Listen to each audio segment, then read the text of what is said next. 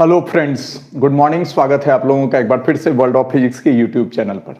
दोस्तों, अपने गुस्से को थोड़ा शांत रखिए क्योंकि बहुत परेशान थे, बहुत ज़्यादा परेशान थे। एकदम नेटवर्क का प्रॉब्लम था और बहुत मेहनत से किसी तरह, पता नहीं क्या रीजन होता है कभी कभी, और इसी टाइम में लगातार आप देख रहे होंगे कि बहुत देर से कोशिश में लगे हुए थे, कुछ और नहीं कर रहे थे, आप ही के क्लास का कोशिश कर रहे थे। लेकिन कुछ कुछ चीजें होती हैं जो कि अभी भी नहीं हो सकी है पूरी तरह से, लेकिन आना पड़ा। और बहुत सारे बच्चे टेलीग्राम के बारे में नहीं समझ रहे हैं, उनको भी बता दिया जाएगा। लेकिन पहले आज क्लास कर लेते हैं और लास्ट में हम टेलीग्राम के बारे में आपको बता देंगे। तो दोस्तों, माफ कीजिएगा, लेट बहुत हो चुकी है, पर फिर भी किसी तरह आज भर मैनेज कर लीजिए, माफी दे दीजिए। और एक सेकेंड, हाँ, हो सकता है कि अब क्लास हो जाए प्रॉपरली। आप लोग सब लोग जुड़ चुके हैं, चलिए अच्छी बात है। जुड़ना चाहिए, कोशिश करना चाहिए। ऐसा एक पल तो अभी से 5-7 मिनट पहले ऐसा लग रहा था कि अब क्लास आज नहीं हो पाएगा। ये बात और है कि बहुत सारे बच्चे खुश हो जाएंगे कि हाँ भले नहीं होगा, लेकिन बहुत सारे बच्चे ऐसे होते हैं जिनको नहीं होती है खुशी, जिनको लगता है कि नहीं होना चाहिए था और हो नहीं पाएगा। ठीक है, तो अभी अगर सब कुछ क्लियर है, सब कुछ क्लियरली आपको दिखाई दे रहा है, क्योंकि ये स्थिति था नेटवर्क का कि एक फाइल ट्रांसफर नहीं हो रहा था, और अगर वो फाइल ट्रांसफर नहीं होगा तो फिर बहुत सारा जो मेहनत किया गया है आपके लिए वो आप तक पहुंच नहीं पाएगा। पढ़ा तो देंगे ही, बस यही चीज था। तो आई होप आपको सब कुछ क्लियर दिख रहा होगा। क्लियर है?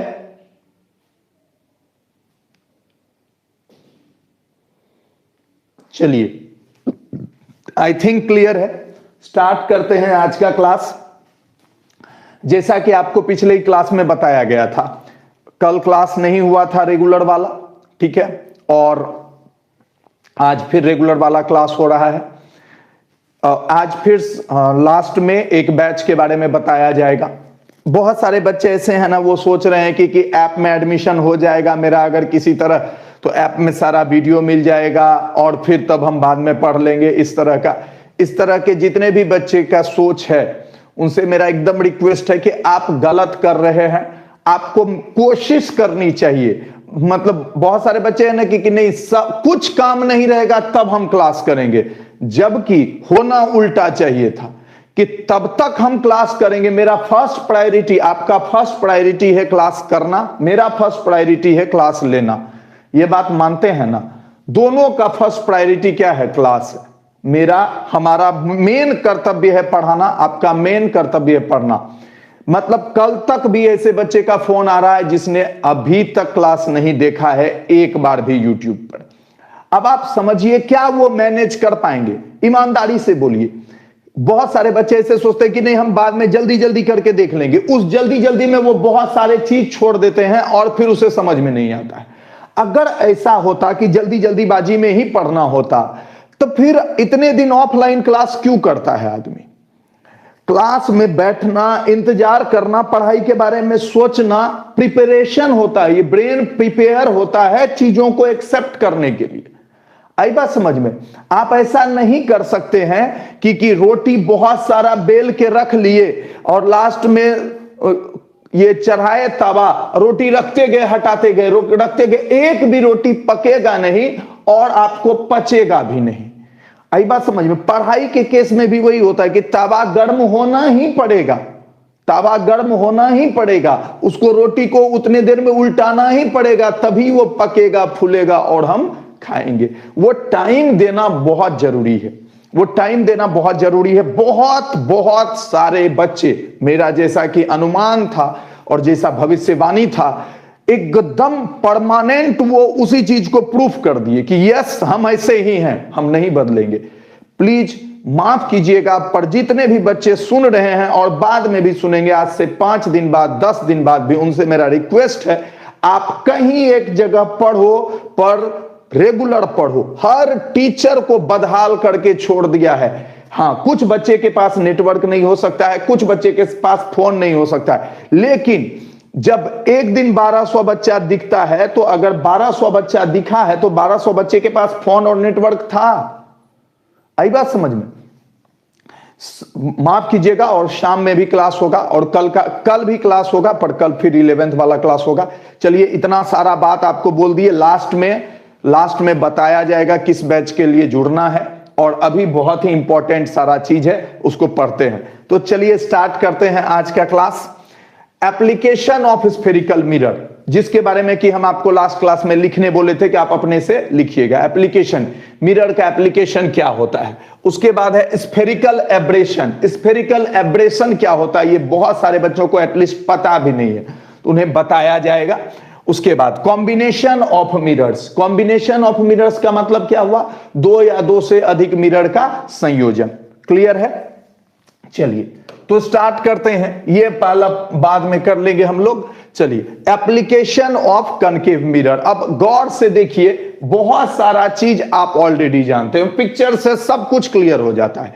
लैंग्वेज आप लिख सकते हैं, पिक्चर से सब क्लियर हो जाता है। ये किसके लिए उपयोग होता है? कनकेव मिरर है ये फेस देखने के लिए, दाढ़ी बनाने के लिए। लेडीज लोग मेकअप के लिए यूज करती है, मेकअप के लिए, और जेंट्स लोग दाढ़ी बनाने के लिए। जेंट्स लोग का तो मेकअप में दाढ़ी बन गया, वही मेकअप है। हम लोग तो वो भी नहीं कर पाते हैं मेकअप। ठीक है, इतना समझ में आ गया। अच्छा, क्यों होता है ये? क्योंकि इससे इमेज वर्चुअल, कनकेव मिरर से इमेज क्या काल्पनिक बनता है, बड़ा बनता है। कब? जबकि फोकल प्लेन के अंदर हो ऑब्जेक्ट। याद रखिएगा, कहां हो? फोकल प्लेन के अंदर। बोलिए, फोकल प्लेन के अंदर। तो फोकल प्लेन के अंदर रहने से इमेज क्या बनता है? लार्ज बनता है, वर्चुअल बनता है। बात समझ में आई?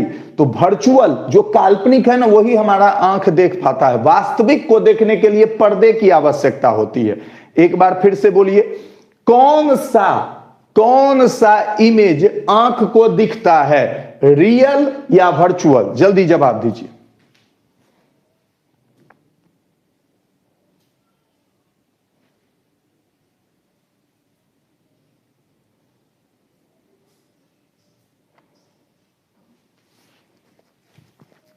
कौन सा दिखता है?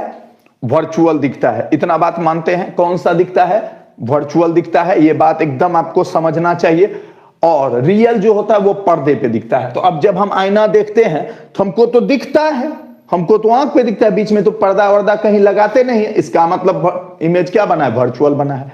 और वर्चुअल कब बनता है? जब फोकस और पोल के बीच में रखते हैं। तो ये सब चीज कब पूछा जाएगा आपको, कहां पूछा जाता है? ये सब चीज पूछा जाता है वाइवा में। ठीक है, एक बार लिख भी देंगे आपके लिए, पर फिर भी ये कहां पूछा जाता है? वाइवा में। ठीक है, एग्जाम में ये सब चीज पूछा नहीं के बराबर जाता है। टॉर्च में यूज किया जाता है। टॉर्च का जो बैक होता है ना, बैक चमकीला वाला, उसमें कनकेव। अब कनकेव में स्फेरिकल भी यूज किया जाता है, पैराबोलिक भी। कनकेव में क्या क्या यूज किया जाता है? स्फेरिकल भी, पैराबोलिक भी। सर्च लाइट देखते होंगे, जेल वेल या ये कहीं बाउंड्री कह सकते हैं आपको, बॉर्डर पे आर्मी बीएसएफ वाले इसका उपयोग करते हैं। ठीक है, ये है सर्च लाइट। यहां भी कनकेव मतलब दबा हुआ, और दबा हुआ दोनों तरह का हो सकता है। स्फेयर का हिस्सा, गोले का हिस्सा, या पैराबोला का, परवलय का हिस्सा। वो दोनों तरह का उपयोग इसमें भी किया जाता है। चलिए आगे बढ़ते हैं। ये देखिए, इसका उपयोग और कौन करता है? डेंटिस्ट करता है। कौन करता है? डेंटिस्ट करता है, दांत का बड़ा इमेज देखने के लिए। तब ना पता चलेगा कहां कीड़ा वीड़ा लगा है। आई बात समझ में? वैसे तो जनरली बच्चे का ज्यादा इलाज होता है। अब इनका दांत देख करके आपको लगता है कि इलाज की आवश्यकता है? इनका दांत देख करके लगता है इलाज की आवश्यकता है? हमको तो नहीं लगता इलाज की आवश्यकता। ये तो ऐसे ही डॉक्टर साहब मतलब सोचे होंगे फोटो देना है तो ऐसा वाला दे दो। अब ऐसा दांत देख करके इलाज करवाने थोड़ी जाएगा आदमी, क्या करे। चलिए कोई बात नहीं। और ये क्या है? हेडलाइट। ये क्या है? Headlight, headlamp. इसको हेडलैम्प भी बोलते हैं, हेडलाइट भी बोलते हैं। तो ये सब चीज किस लिए होता है? ये क्या करता है? कनकेव मिरर रे को पैरेलल करता है। रे को क्या कर देता है? पैरेलल कर देता है। आई बात समझ में? तो ये इसका बहुत बड़ा एक उपयोग है। इसके बाद वाला जो उपयोग है वो थोड़ा साइंटिस्ट वाला उपयोग है, और वो है इन सोलर फर्नेस। कहां पे? Solar furnace. सोलर फर्नेस किसको कहते हैं? ध्यान से सुनिए, बड़ा इंटरेस्टिंग सा ये टॉपिक है, इसको पूरा एकदम क्लियरली समझाएंगे आपको। ये देखिए, सन से रे आता है एक प्लेन मिरर पे, वहां से रिफ्लेक्ट होके जाता है कनकेव मिरर पे, जिसको कहते हैं कलेक्टर।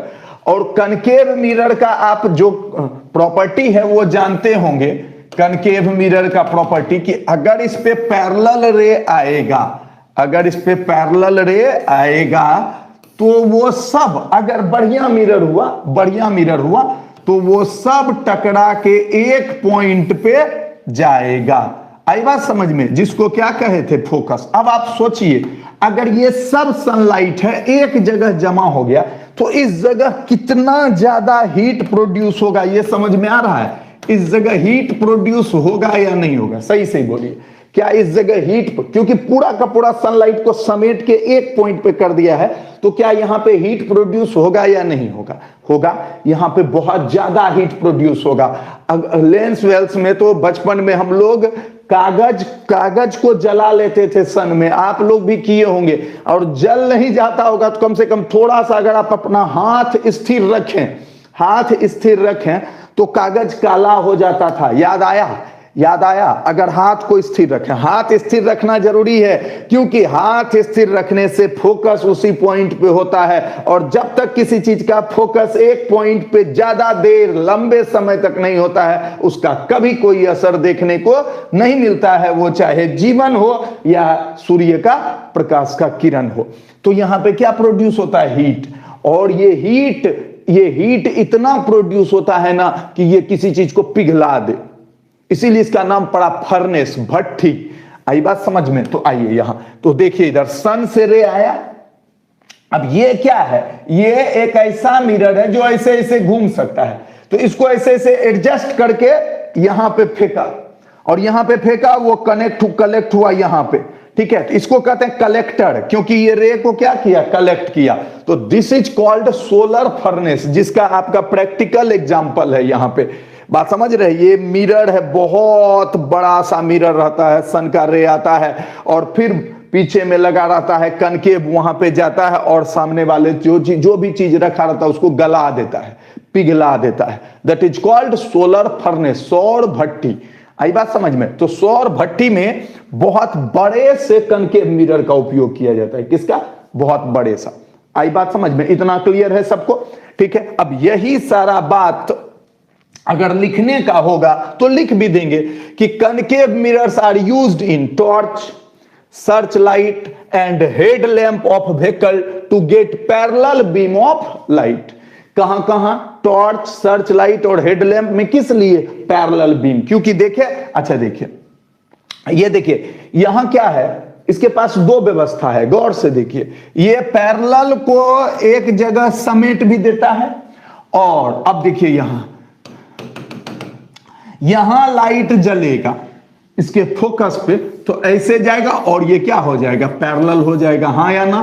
फोकस से निकलने वाला लाइट टकरा के पैरेलल हो जाता है, अब पैरेलल वाला फोकस हो जाता है, यानी कि पैरेलल वाला केंद्रित, अकेंद्रित वाला पैरेलल। तो इसीलिए इसका दोनों तरह का उपयोग हम दिखाए। देखिए देखिए, गौर से देखिए, सर्च लाइट में क्या होता है? सर्च लाइट में यहां बल्ब जला, पैरेलल कर दिया, यानी कि इसमें केंद्र से निकला, पैरेलल हुआ, और इसमें पैरेलल आया और केंद्रित हुआ। दोनों समझिए उल्टा है। एक में पैरेलल आया, केंद्रित हुआ, एक में केंद्रित हो के केंद्रित से निकला था, पैरेलल हो गया। तो देखिए यहां पे इसमें क्या है? पैरेलल आया, केंद्रित हुआ। बोलिए, इसमें पैरेलल आया, कॉन्सेंट्रेट हुआ, फोकस हुआ। पैरेलल आया, फोकस हुआ। और उसमें क्या हुआ था? सर्च लाइट में क्या हुआ था? सर्च लाइट में क्या हुआ था? या इसमें सर्च लाइट में बल्ब यहां जला होगा और वो फोकस पे होगा और वो पैरेलल हो गया। तो बात समझ में आई? दोनों तरह का उपयोग हो गया, और एक तो बड़ा देखने के लिए उपयोग हो गया। तो कनकेव का 3 महत्वपूर्ण संभावना है, और तीनों का उपयोग हम लोग लाइफ में करते हैं। आई होप आपको एकदम क्लियर समझ में आया होगा एकदम, कि कनकेव से हम बड़ा भी देख सकते हैं, तो बड़ा देखने वाला, पैरेलल को केंद्रित कर सकते हैं तो पैरेलल को केंद्रित, और केंद्रित को पैरेलल कर सकते हैं तो केंद्रित को पैरेलल। तो कनकेव से 3 महत्वपूर्ण चीज कर सकते हैं, तीनों का जीवन में उपयोग कर लेते हैं। ठीक है, concave mirrors are used as a shaving mirror to see the enlarge face, बड़ा फेस देखने के लिए। अवतल दर्पण का उपयोग दाढ़ी बनाने के लिए दर्पण के रूप में किया जाता है, क्योंकि इससे चेहरे का काल्पनिक और बड़ा प्रतिबिंब बन सकता है। Concave mirror are used by dentist to see the enlarge image of teeth. आई बात समझ में, बड़ा टीथ बड़ा देखने के लिए। अच्छा, large concave mirrors are used to concentrate the sunlight produce heat in solar furnace, to produce heat in solar furnace. बड़े अवतल दर्पण का उपयोग सूर्य के प्रकाश को केंद्रित करके उष्मा वो वाला स्व होगा, उष्मा के उत्पादन में किया जाता है, जिसका उपयोग कहां किया जाता है? सौर भट्ठी में होता है। क्लियर हो गया पूरा? ये अब याद हो जाना चाहिए, क्योंकि अब आप देखिए, कभी आप जाइएगा एयरफोर्स का एग्जाम देने, सारा बच्चा तो जेई और नीट नहीं निकालेगा, एयरफोर्स का एग्जाम देने जाइएगा, इसमें से कुछ पूछ देगा, कंफर्म याद रहेगा तो 1 सेकंड में आंसर मार के निकल लीजिएगा। क्लियर है? ध्यान, इसको ध्यान से देख लीजिए। अच्छा, इसमें एक पॉइंट हम लिखना चाहते हैं, लिख देते हैं। क्या कि अवतल दर्पण का उपयोग दाढ़ी बनाने के लिए क्यों किया जाता है? इसमें कहां रखा जाता है? चेहरे को दर्पण और फोकस के बीच रखा जाता है। कोई पूछ देगा कहां रखा जाता है, तो बोलिएगा दर्पण और फोकस के बीच रखा जाता है। ठीक है, जल्दी से इसको लिख लीजिए। स्क्रीनशॉट ले लीजिए, पूरा एकदम सॉलिड से लिख के दे दिए हैं एक पेज में। पिक्चर तो क्लियर है, थोड़ा सा अगर आप ये अपना क्वालिटी बढ़ा लें तो पिक्चर क्लियर है। बच्चों पिक्चर क्लियर है ना? थोड़ा सा क्वालिटी बढ़ा लीजिए अगर लगता है तो। इतना आ गया?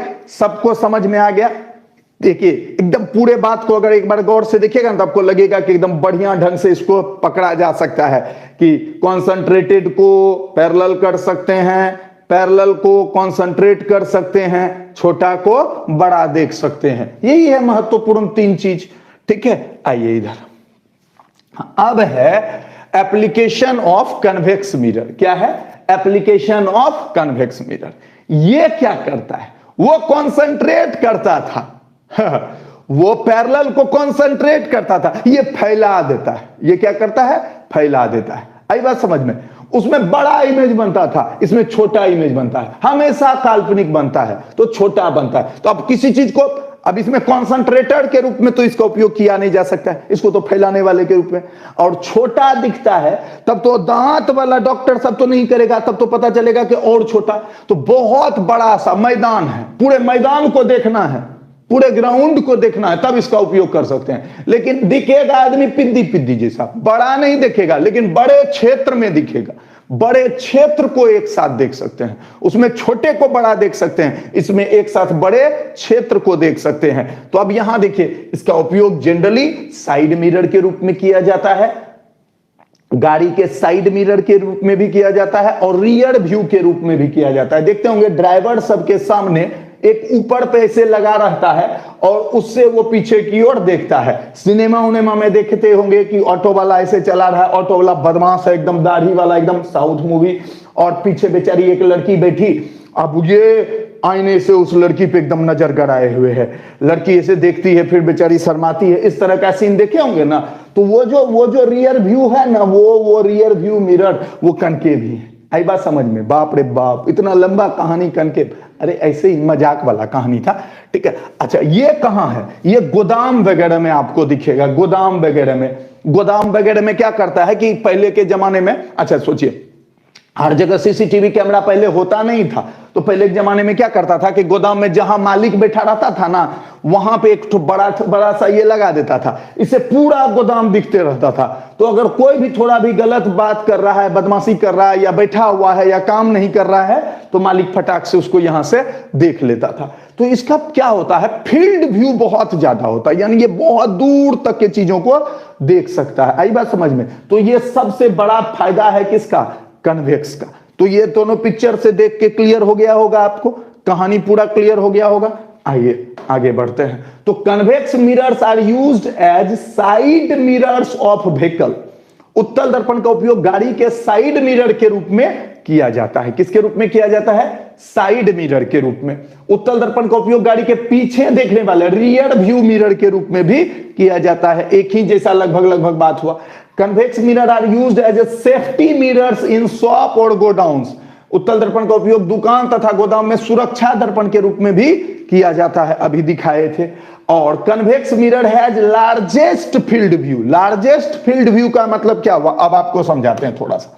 हम लोग 3 ठो मेनली अगर मिरर पढ़े, एक ठो प्लेन पढ़े, समझिए प्लेन, ठीक है, उसके बाद एक ठो कनकेव पढ़े, अब फिर एक ठो कन्वेक्स पढ़े। अगर पूछेगा कि किसका फील्ड व्यू सबसे अधिक होता है, यानी कि दर्शन क्षेत्र, दृश्य क्षेत्र सबसे ज्यादा किसका होता है, तो इसका होता है largest field view. Largest field view क्यों होता है इसका? क्योंकि ये तो रे को क्या कर देता है, फैला देता है, तो बहुत दूर तक के ऑब्जेक्ट को ये देख लेता है। आई बात समझ में, बहुत फैला हुआ, तो इसको कहते हैं लार्जेस्ट फील्ड व्यू। उसके बाद इसका फील्ड व्यू है, और इसका है स्मॉलेस्ट फील्ड व्यू। ये क्या करता है, ये तो समेट देता है ना, तो ये बहुत छोटे जगह को देख सकता है लेकिन बड़ा करके, और ये बड़े जगह को देख सकता है छोटा करके, तो इसको कहेंगे। तो ऑब्जेक्टिव में अगर पूछा जाएगा कि बताइए सबसे ज्यादा लार्जेस्ट फील्ड व्यू किसका है, लार्जेस्ट फील्ड व्यू, या बोलेगा कि तीनों को सजाइए, फील्ड व्यू के रूप में सजाइए बढ़ते हुए क्रम में, तो सबसे कम किसका हुआ, कनकेव का सबसे कम, ठीक है, उसके बाद प्लेन का, और सबसे ज्यादा किसका, कन्वेक्स का। आई बात समझ में? फील्ड व्यू मतलब समझे ना, जितना फील्ड को वो देख सकता है। फील्ड व्यू, व्यू मतलब देखना, फील्ड मतलब क्षेत्र, तो दृष्टि क्षेत्र, जिस क्षेत्र तक। अब क्यों ये, क्योंकि ये तो फैलाता है, ये तो पैरेलल रख लेता है, ये समेट देता है, इसलिए इसका छोटा हो गया, उसका बहुत बड़ा हो गया, इसका बीच बीच मीडियम। क्लियर है ना? चलिए आइए, आई होप क्लियर है। तो जल्दी से ये वाला भी सारा समझा दिए हैं, लिख लीजिए फास्ट।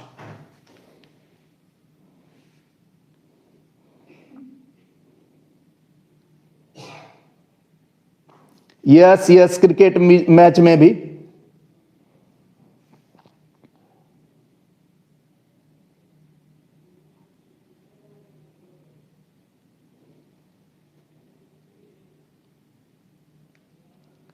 फोर साइड रोड मतलब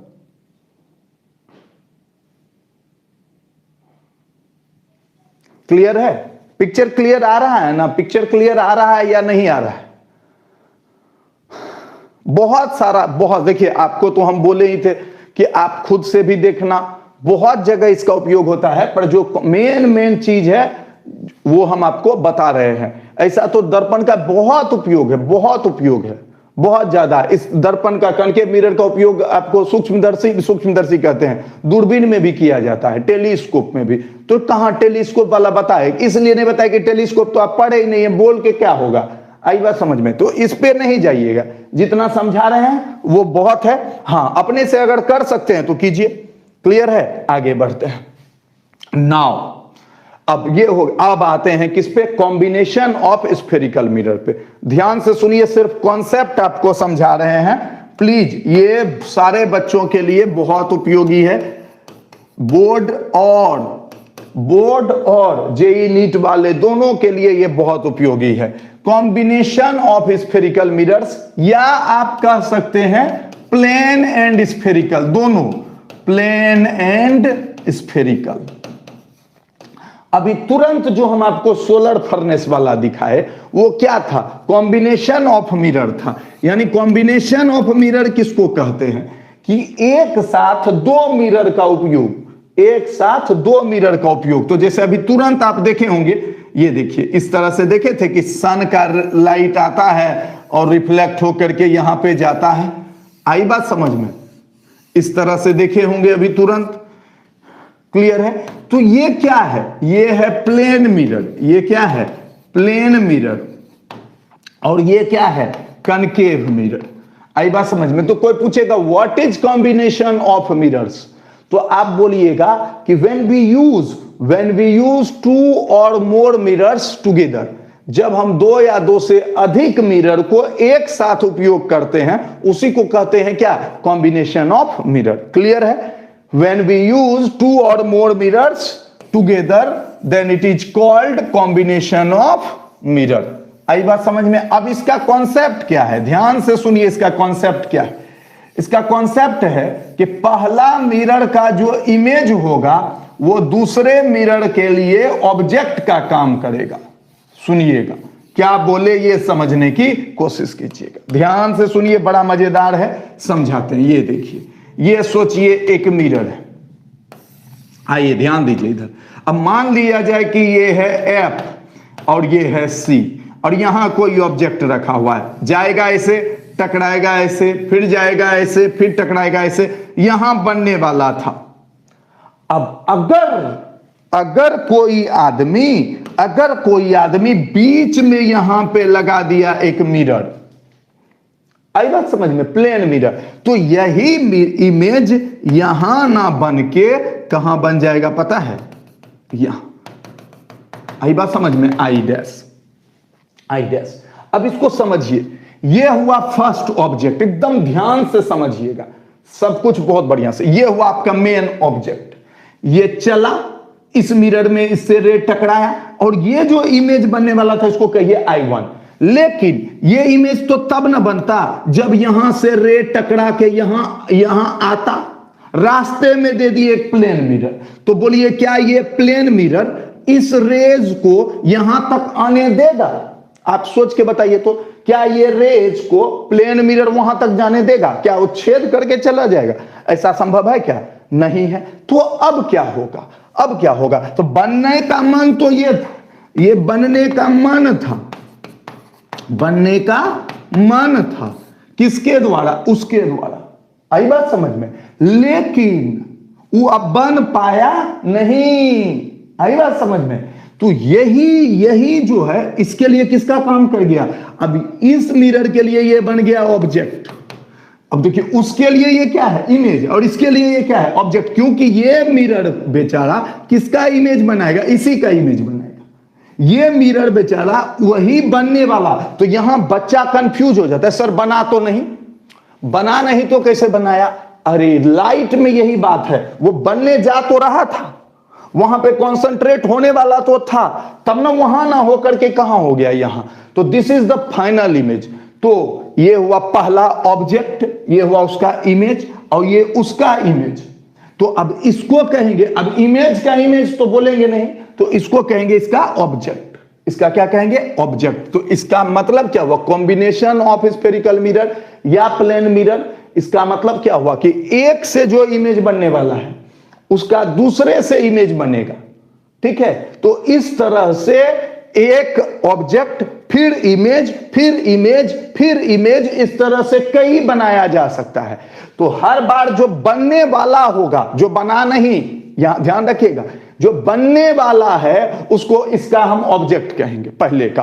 तो आप समझिए, जैसे कि हम बताते हैं एक बार, ये देखिए, ये मिरर है, ठीक है, कहीं ऑब्जेक्ट है, तो ये हमारा ऑब्जेक्ट हो गया। इससे जो बनने वाला है, मान लिया जाए ये I1 हुआ, लेकिन बना नहीं, एक मिरर लगा दिया, ठीक है। अब यहां देखिए, फिर एक मिरर लगा दिया, ऐसे। आई बात समझ में? तो अब इसका हुआ ये इमेज जो कि बना नहीं, फिर उसका होगा ये इमेज, हो सकता है वो भी ना बने, लेकिन फिर भी उसको मानेंगे।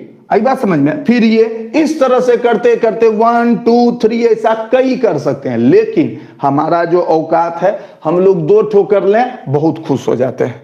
आई बात समझ में? तो इसको समझिए। तो पहले का, बोलिए, पहले का इमेज दूसरे का क्या काम करेगा? ऑब्जेक्ट का काम करेगा। तो इस तरह का क्वेश्चन आपको मिल भी सकता है। अब यहां देखिए, इसमें थोड़ा सा समझिए। मान लिया जाए, क्वेश्चन कैसा रहेगा, 1 सेकंड के लिए मान लिया जाए इसका जो दूरी है, ये समझिए अगर 30 सेंटीमीटर है, और ये बनने वाला था इमेज कितना पे? 90 सेंटीमीटर पे मान लिया जाए। ऐसे एग्जाम्पल के 45 है, चलिए 45 45 है और ये बनने वाला था कितना पे, 90 पे। लेकिन क्या कर दिए यहां पे हम 75 पे क्या रख दिए हम, मिरर। 75 पे हम क्या रख दिए, प्लेन। तो इतना को कितना होगा, 15। तो फाइनल जो इमेज बनेगा वो इधर बनेगा 15 पे। कितना पे, इधर। यानी कि फाइनल जो इमेज बनेगा वो कितना पे बनेगा, इस साइड 15 पे। यानी उधर 15 पे ना बन के किधर बनेगा, इधर, क्योंकि बीच में क्या आ गया, मिरर।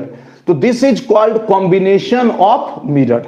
ठीक है, तो ये एकदम बहियार बोर्ड लेवल के लिए तो नहीं है उतना होशियारी वाला, लेकिन अच्छे लेवल के लिए ये बहुत फायदेमंद होता है, इसका उपयोग होता है। तो अभी एक बढ़िया सा डायग्राम बना करके आपको हम दिखाएंगे। इसका थोड़ा लैंग्वेज लिख देते हैं और फिर इसका बढ़िया सा डायग्राम आपको बना के दिखा देंगे। थोड़ा भी जो हाई लेवल होता है ना, उसमें थोड़ा इमेजिनेशन पावर चाहिए होता है। यही कारण है कि आप देखिएगा कि कमजोर बच्चा, देखिए जैसे कि इससे पहले जो सब पढ़ रहे थे उसमें उतना इमेजिनेशन पावर नहीं था, तो वो सब समझ रहा है, सबको अच्छा भी लग रहा है। लेकिन जैसे ही थोड़ा इमेजिनेशन होता ना, अच्छा यहां रे टकराता, अब बनता नहीं, बस इतना बात कमजोर बच्चे के दिमाग को ये कर देता है। अब वहां क्या है, कमजोर बच्चा भी इसको सीख सकता है, बस उसको क्या होना चाहिए, थोड़ा हिम्मत होना चाहिए। अच्छा ठीक है, क्या बोल रहे हैं सर, हम उसको पहले ध्यान से सुनेंगे कि ओ टकराता नहीं बना, तो चलिए ये सब दिखा देंगे। तो इसका पहला क्या करेंगे, कॉम्बिनेशन ऑफ मिरर किसको कहते हैं, व्हेन टू और मोर मिरर्स। ठीक है, इसमें लिख देते हैं स्फेरिकल और plane are used together to get when two or more mirrors, spherical or plane, are used together to get final image, then it is called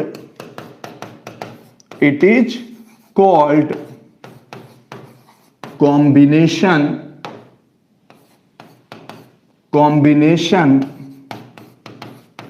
of mirrors. आई बात समझ में? कहता है कि यह जब दो या दो से अधिक दर्पणों का उपयोग करके हम कोई अंत में प्रतिबिंब प्राप्त करते हैं। अब वो कैसे प्राप्त करते हैं वो बात की बात है, पहले इसको देख लेंगे। प्राप्त करते समझाए हैं अपना भर, फिर से एक बार समझाएंगे, क्योंकि वही जो बोले ना कि बनता और नहीं बना, इसमें तो तूफान मचा। बनता और नहीं बना ये समझता ही नहीं है ना बच्चा, कि हम जो आईना देखने जाते हैं तो क्या मेरा क्या सच्चे में उधर बनता है क्या? सच सच बोलिए, आप जो आईना देखने जाते हैं तो पीछे में सच में कोई आदमी खड़ा रहता है? ये बच्चा समझ ही नहीं पाता कि ये तो बात सच्चे है ना, कुछ तो बनता नहीं, खाली हमको दिखता है। नहीं समझे? आप आईना देखने गए तो आप पीछे में सही में आदमी खड़ा हो गया क्या? यही लेकिन पढ़ाई वक्त तू खोजता है, सर जी आया तो नहीं आदमी, आया तो नहीं इमेज बना तो नहीं, फिर कैसे बोल दिया आप सर जी बनेगा? आज चिड़ी के तुम जब अपना आईना देखने गया था तब तो बना था क्या? सच्चे में आदमी पीछे खड़ा हो गया था क्या?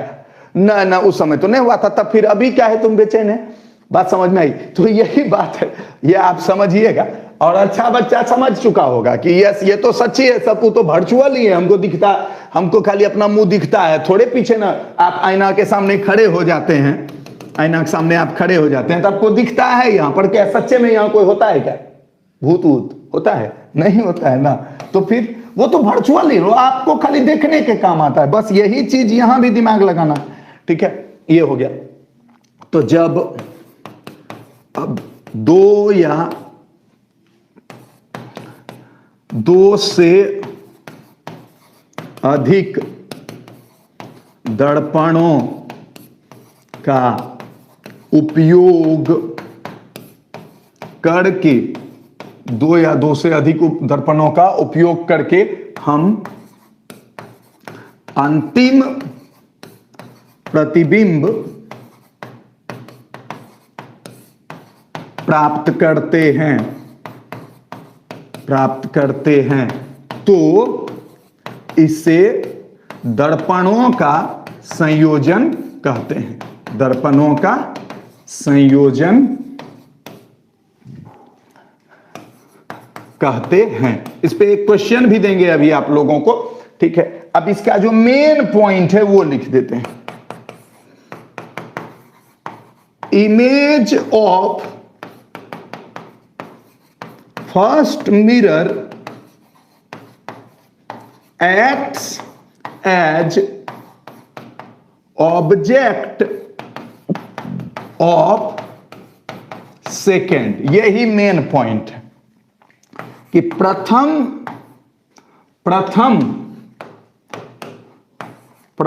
दर्पण का प्रतिबिंब द्वितीय दर्पण के लिए, दर्पण है दर्पण के लिए वस्तु का कार्य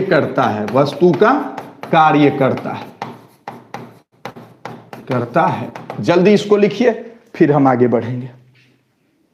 फास्ट लिखिए इसको, आपस में बात ना करें, जल्दी जल्दी लिखें।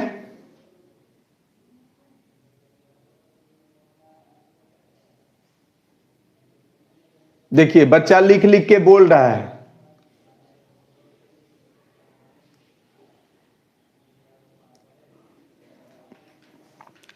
हम जो पढ़ा रहे हैं वो कॉम्बिनेशन ऑफ मिरर है। सब पढ़ा चुके हैं, प्लेन पढ़ा चुके हैं, कनकेव पढ़ा चुके हैं, कन्वेक्स पढ़ा चुके हैं। आज हम कौन सा पढ़ा रहे हैं? कॉम्बिनेशन, ठीक है। तो आइए इधर, अब इसके लिए रे डायग्राम खींचते हैं। रे डायग्राम समझिए, बहुत बहुत मजे। अच्छा सोचिए, थोड़ा सा समझिए, बहुत अच्छा लगेगा। सोचिए, ये अगर प्लेन मिरर होता, ध्यान से सुनिएगा, और दो ठोरे इस तरह से आता, ऐसे, इस तरह से। अब आप बोलिए कि ये इधर मिलने का संभावना आपको लग रहा है कि नहीं लग रहा है? पर क्या रियल में उधर जाके मिल पाएगा? बोलिए, मिल पाएगा? मिलने का संभावना लग रहा है, मिलना चाहिए, पर क्या यहां आके मिल पाएगा? हां या ना? जल्दी बोलिए, क्या यहां आके मिल पाएगा?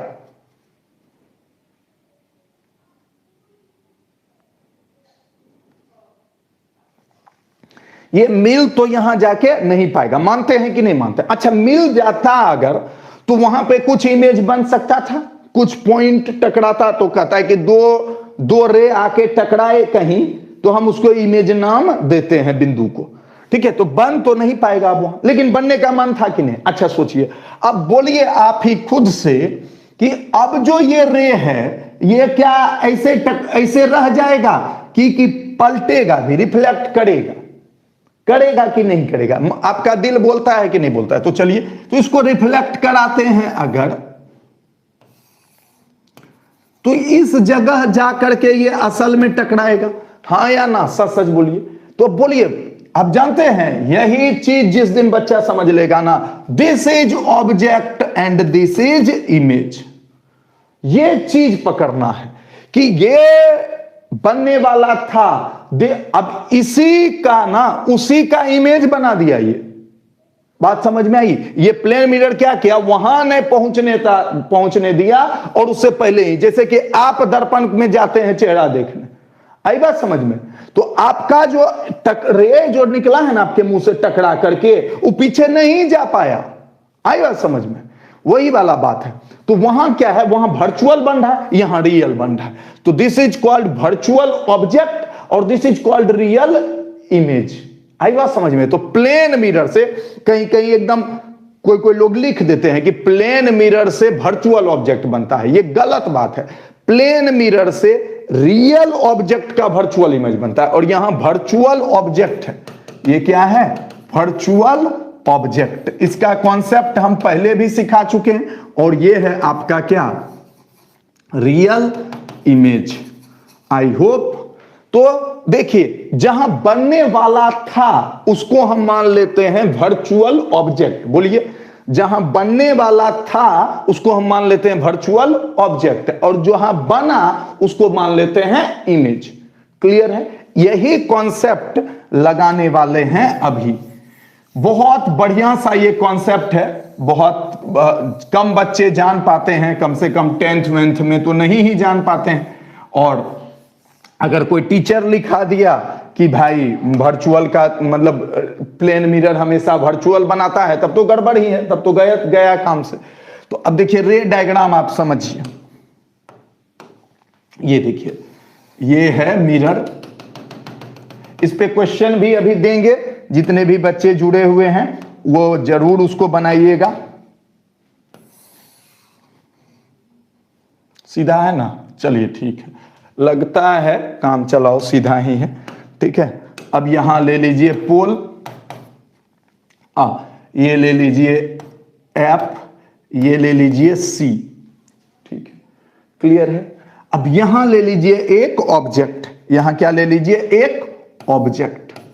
अब अगर ऑब्जेक्ट सिंपली रहता तो इमेज कहीं यहां बन जाता, लेकिन क्या किया गया, कहता है कि सी के पास ना एक मिरर लगा दिया, प्लेन मिरर। अब पूछता है आपसे कि इसका फाइनल इमेज कहां बनेगा। समझते जाइए, सब कुछ खूब बढ़िया से हम आपको सिखा देंगे, ट्रस्ट मी।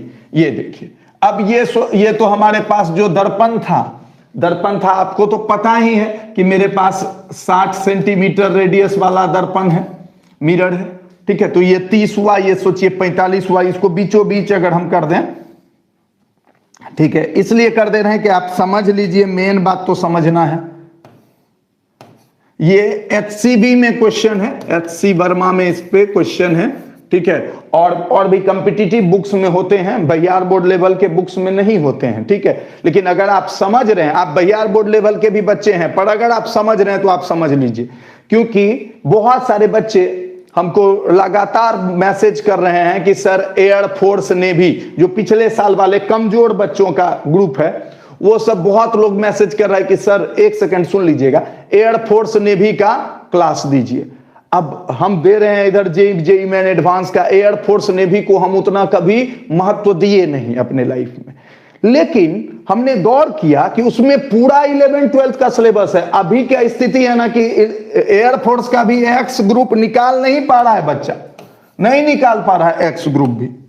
आप देखिएगा कि आपके गांव में बहुत लोग एयरफोर्स ने भी भरा होगा, निकलता नहीं है, क्योंकि अब उसमें भी 25 तो फिजिक्स पूछने लगा, और जहां फिजिक्स पूछेगा ना, चपटा तो गया। चपटा से अगर फिजिक्स उसके शादी में पूछ देना तो उसका शादी ना हो। आई बात समझ में? मतलब जाए शादी में, लड़की फिजिक्स का कुछ पूछ दे तो लड़की रिजेक्ट ही करेगी, क्योंकि वो क्या है? चपटा। तो चपटा का एक बहुत बड़ा सा एक खासियत होता है कि उसको फिजिक्स नहीं आ रहा होगा, तो फिर चपटा उपटा तो मतलब पूछ के जाता है। चपटा का ब्याह होने लगता है तो पूछ लेता है, लड़की फिजिक्स नहीं जानती है, नहीं जानती है तो हम नहीं जाएंगे ब्याह करने, भाई झूठे बेइज्जती हो जाएगा, मेरा भगा देगी। तो बात समझ में आई? तो वैसा नहीं बनना है। तो एयरफोर्स सब में भी इस टाइप का क्वेश्चन पूछने लगा है। और आपको पता है, हम क्वेश्चन पेपर कल देख रहे थे, बहुत सारा बच्चा फोन किया था, तो हम सोचे एक बार देख लेते हैं। तो देखे कि एयरफोर्स में भी अच्छा लेवल का क्वेश्चन पूछ रहा है। फिर हम मन सोचे कि ये सब जो चपटा सब जो 2 साल तैयारी करता, 2 साल बिहार बोर्ड करके पढ़ता है, यानी ये तो एयरफोर्स भी नहीं निकाल पाएगा, फिर जीवन में करेगा क्या? लेकिन क्या करे, उसके घर में जाके उसके पापा को समझाएं, कैसे करे, कितना आदमी के घर में जाएगा? तो जब तक अपना नहीं सेंस खुलेगा कि हमसे अगर एयरफोर्स ने भी नहीं निकल सकता है तो हम किस काम के हैं? ठीक है, तो आइए इधर चलिए। तो ये देखिए, ये है हमारा क्या? ऑब्जेक्ट। ये है मेरा ऑब्जेक्ट AB। अब देखिए, गौर से देखिए, इसका इमेज ये 45 सेंटीमीटर पे है, तो इसका इमेज बनने वाला था कहीं, ओहो, लेते हैं इसी से लेते हैं, सीधा सीधा बनेगा टिंग। ठीक है, और फिर टांग। आप देखते जाइएगा, बहुत मजेदार है ये कॉन्सेप्ट, एक बार समझ लीजिएगा, परमानेंट हो जाएगा। अब देखिए, यहां से फिर यहां कहीं मिलने वाला था, इस जगह पे ऐसे, ये पॉइंट पे इसका इमेज बनने वाला था।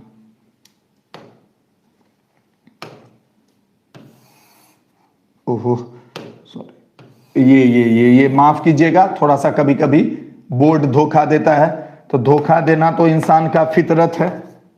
ये हमारा इमेज बनने वाला था ऐसा, लेकिन अब ये क्या करेगा ना, ये प्लेन मिरर, बोलिए प्लेन मिरर रहने के बाद क्या यहां इमेज बनेगा? सच सच पहले बताइए, क्या यहां इमेज बन पाएगा? ये प्लेन मिरर रहेगा तो हाँ या ना में जल्दी जवाब दीजिए।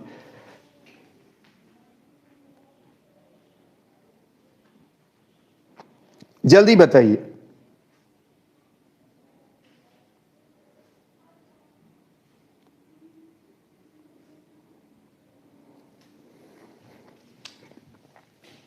जैसे ही चपटा का नाम लेते हैं ना, चपटवा सब भाग जाता है, और सच पूछिए तो उसी को समझने का जरूरत है सबसे ज्यादा। आई बात समझ में? अब उसको कहें तो क्या कहें, उसको क्या कहें यार, तुम पढ़ ना भाई, क्यों नहीं पढ़ता है? अब देखिए तो ये यहां आएगा नहीं, तो अब जानते हैं तो किधर बनेगा पता है? इधर, इस साइड जाके इमेज बन जाएगा। आई बात समझ में? तो ये बहुत मजेदार है, हो सकता है कि ये फोकस के पास जाके बन जाए। अब हम दिखाते भी हैं। अच्छा चलिए, क्या ये था कितना पे? 45 पे। ध्यान से समझिएगा, बड़ा मजेदार है, आपको इस पे क्वेश्चन दे देंगे, अच्छा लगेगा। 45 पे था, तो जब 45 पे था और इसका फोकल लेंथ कितना है? 30 सेंटीमीटर, तो इसका जो इमेज बनने वाला था ना, ये कितना पे बनने वाला था? 90 सेंटीमीटर पे। आप चेक कर लीजिएगा, ये सब मेरा पढ़ाया हुआ है, कराया हुआ है। अब ये कहां रख दिए? सी पे। गौर से देखिएगा, बड़ा मजेदार है। सी पे, तो सी, तो यहां 60 है, तो इतना दूर कितना हुआ? 30, यानी 30 पीछे ना बन के ये किधर बनेगा? 30 सेंटीमीटर आगे। तो सी से 30 सेंटीमीटर तो कहां बनेगा? फोकस पे। आई बात समझ में? तो फाइनल इमेज कहां बन जाएगा? फोकस पे।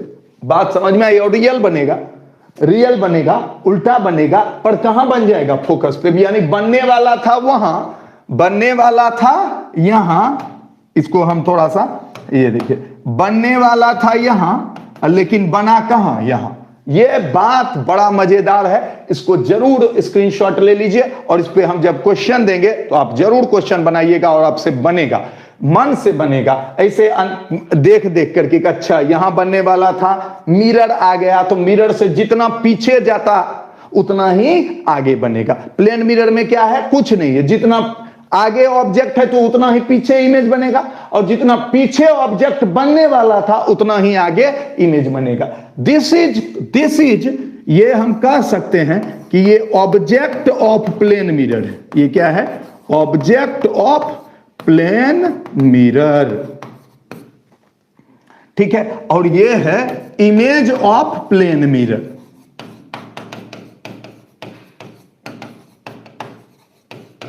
और ये क्या है?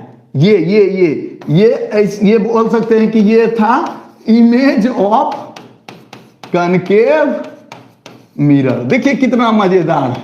ये है object of concave mirror, object of concave mirror. देखिए ये है ऑब्जेक्ट ऑफ कनकेव मिरर, इसका इमेज बनने वाला था, ठीक है। वही इमेज अब प्लेन मिरर के लिए किसका काम कर गया? ऑब्जेक्ट का। और फाइनल, तो एकदम कंप्लीट पिक्चर है, बहुत ही कॉन्सेप्चुअल। इसको जल्दी से लिख लें,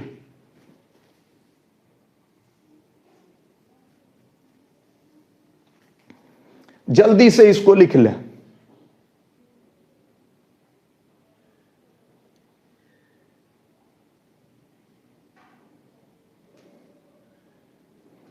थैंक यू, थैंक यू। जो सब बच्चा लिखता है कि बहुत मजा आ रहा है, तो वो हमको पूरा जोश देता है। बहुत थैंक यू, बहुत बहुत धन्यवाद कि आप इस तरह की बातें करके कम से कम मेरा दिल भी खुश रखते हैं, तो और थोड़ा एनर्जी से पढ़ाते हैं, ठीक है। और आई होप किसी किसी का क्लास अगर हो तो आप चले जाइए, लेकिन हम 5-7 मिनट के अंदर छोड़ भी देंगे, हम ज्यादा देर लेंगे भी नहीं। आज बहुत सारा ये टाइम में लेट हुआ, इसलिए हम लेट ले रहे हैं, नहीं तो हम नहीं लेते, ठीक है। अगला जो हमारा, अच्छा इसका होमवर्क दे दे, नहीं जी होमवर्क दे देते हैं, होमवर्क अभी ही दे देते हैं होमवर्क, बड़ा मजा आएगा, बना लीजिएगा, ठीक है। दें कि छोड़ दें? बोलिएगा आप छोड़िएगा सर, आप तो दीजिएगा ही, पर सच बोलिए तो हमको लगता है ना बच्चा लोग को भी मन करता है मेरा होमवर्क बनाने का। सच बोलिए तो क्यों करता है? क्योंकि हम तो हल्का हल्का होमवर्क देते हैं, तो बच्चा लोग का तो मन करेगा ही ना बनाने का। बोलिए हाँ या ना? सच बोल रहे हैं गलत बोल रहे हैं? आप लोगों के लिए जो रेडियस देंगे वो देंगे 90 सेंटीमीटर। आई बात समझ में? चलेगा? 90 है तो ये 45 होगा, ये 45 होगा, ये 90 होगा, ठीक है। हम जो दे देते हैं 50 सेंटीमीटर, कितना दे देते हैं? 50 नहीं, चलिए हम देते हैं यहीं 60 सेंटीमीटर पे ऑब्जेक्ट रखते हैं। कितना पे? 60। लेकिन मिरर जो रखेंगे ना हम आपके लिए, थोड़ा सा साइड में रखेंगे, थोड़ा सा यहां से इस जगह हम रख देते हैं मिरर, इस जगह रख देते हैं मिरर यहां पे। और ये डिस्टेंस हम आपको बता देते हैं, ये डिस्टेंस बता देते हैं। देखिए 90 100 सेंटीमीटर, 100 सेंटीमीटर। तो आपको पता करना है फाइंड द पोजीशन ऑफ, देखिए क्या कीजिएगा, इससे पहले इमेज बनाने की कोशिश कीजिएगा, वो जितना पीछे बनने वाला होगा नाप जोख के देख लीजिएगा, उतना ही आगे बना दीजिएगा, बन जाएगा ना? ठीक है। Find the position of final image. बनेगा कि नहीं? जल्दी बोलिए। बन जाएगा तो जल्दी जल्दी बोल दीजिए यस सर बन जाएगा, फिर हम आगे बढ़ जाएंगे। बन जाएगा? क्लियर है ना?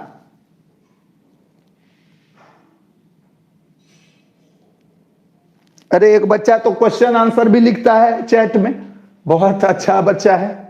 ऑफ कोर्स बनेगा, वेरी गुड। चलिए बहुत बढ़िया, वेल डन। अब है स्फेरिकल एब्रेशन। क्या है? Spherical aberration. थोड़ा सा समझा देते हैं, फिर अगले क्लास में, अगला जो क्लास होगा मंडे को होगा इसका, स्फेरिकल मिरर वाला जो रेगुलर क्लास है मंडे को। कल 11th का फिर रोटेशनल का सेकंड वीडियो आएगा, और शाम में इलेक्ट्रिक फील्ड पे हम लोग अब चर्चा शुरू करेंगे। एक बच्चा पूछा था कि कब लेते हैं, तो शाम में लेते हैं। इलेक्ट्रिक फील्ड स्टार्ट होगा, स्टार्टिंग वाला लेक्चर सब समझ सकता है, कोशिश कीजिए समझने का, ठीक है। स्फेरिकल एब्रेशन के बारे में थोड़ा सा खाली हम बता देते हैं, ध्यान से सुनिएगा क्या है ये देखिए, ये अगर प्लेन मिरर का अपर्चर बहुत लार्ज हो जाता है ना, तो क्या होता है पता है? आपको समझाते हैं। देखिए जो नजदीक में आता है वो तो, जो एक्सिस से नजदीक में आता है वो तो यहां पे कट कर गया, ये बन गया फोकस। लेकिन जो एक्सिस से दूर आता है ना, ध्यान से सुनिएगा, एक लाइन में समझा रहे हैं और कल प्रूफ भी कर देंगे, मतलब मंडे को प्रूफ कर देंगे। मंडे को ऑब्जेक्टिव टेस्ट होगा इसी का, मंडे को ऑब्जेक्टिव टेस्ट होगा, न्यूमेरिकल बताया जाएगा और फिर ये प्रूफ किया जाएगा। 3 चीज होगा मंडे को, हम अभी ही बोल देते हैं, और क्लास छोड़ने वाले अपना अपना सोचिएगा क्या हो रहा है। तो जब नजदीक है तो यहां है फोकस, लेकिन जानते हैं मेरे दोस्त, जब दूर होता है ना तो फोकस कहीं और हो जाता है। आई बात समझ में? तो इसको कहिएगा एफ पैरेक्सियल, और इसको कहिएगा एफ पैरेक्सियल का जो दूसरा मतलब मार्जिनल, इसको कहते हैं मार्जिनल। दूर वाले रे को कहते हैं मार्जिनल, और इसको कहते हैं पैरेक्सियल। तो यानी कि ध्यान से सुनिएगा कि किसी भी कनकेव मिरर का अगर अपर्चर लार्ज हो तो उसके पास एक से ज्यादा फोकस हो जाता है। क्या हो जाता है? फिर से बोलिए। किसी मिरर का अगर अपर्चर लार्ज हो तो इसका एक से ज्यादा फोकस हो जाता है, इसी को कहते हैं स्फेरिकल एब्रेशन। यानी कि एक बिंदु पर फोकस नहीं हो पाता है। इसी चीज को हम अगले क्लास में प्रूफ कर देंगे, और फिर एक एग्जांपल लेके प्रूफ करेंगे, और फिर हम अपना ऑब्जेक्टिव, पहले ऑब्जेक्टिव वगैरह कर लेंगे, लास्ट में इसको प्रूफ करके चैप्टर को समाप्त करेंगे। ठीक है? तो आई होप आपको मेरा क्लास पसंद आया होगा, और अगर पसंद आया, और अगर आप में ये जोश जगा कि नहीं यार भविष्य के बारे में सोचते हैं, तो हमको थोड़ा आश्चर्य लगता है कि हमारा भविष्य कैसे बनेगा, तो आपको मेरी तरफ से बता दें कि अभी इंडिया की ये स्थिति है कि अगले 5 साल तक आपको नौकरी के लिए नाक रगड़वा देगा जमीन पे, लेकिन आपको नौकरी मिलेगी नहीं। मेरी बात को ध्यान से सुनिए। हम जो भी भविष्यवाणी करते हैं देश दुनिया के बारे में, आप पता कर लीजिए, मेरा पिछले साल का वीडियो देख लीजिए, ठीक है। पिछले साल भी बोले थे कि कोरोना फिर से आएगा, देखिए कोरोना फिर से आया। इस साल भी बोले कि लॉकडाउन लगेगा, कोई नहीं बोलता था, सब बोलता था नहीं नहीं नहीं लगेगा, नहीं लगेगा। हम बोलते थे लगेगा लगेगा लगेगा, लगा। आई बात समझ में? और कब तक लगेगा ये भी हमको पता है। आई बात समझ में? अगस्त से पहले कोई चांस नहीं है लॉकडाउन खुलने का, घींच घींच के लेके जाएगा। हम अभी भी आपको भविष्यवाणी करते हैं, अगले 5 साल तक नौकरी के लिए आपको नाक रगड़वा देगा, क्योंकि पैसा नहीं है भारत के पास। ठीक है दोस्त, मेहनत करो, मेहनत करो, बाय बाय करो।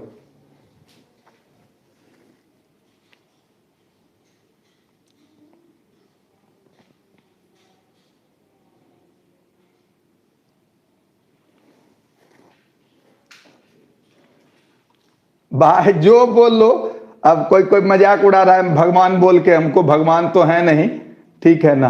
पर बाय बाय, मिलते हैं रात में।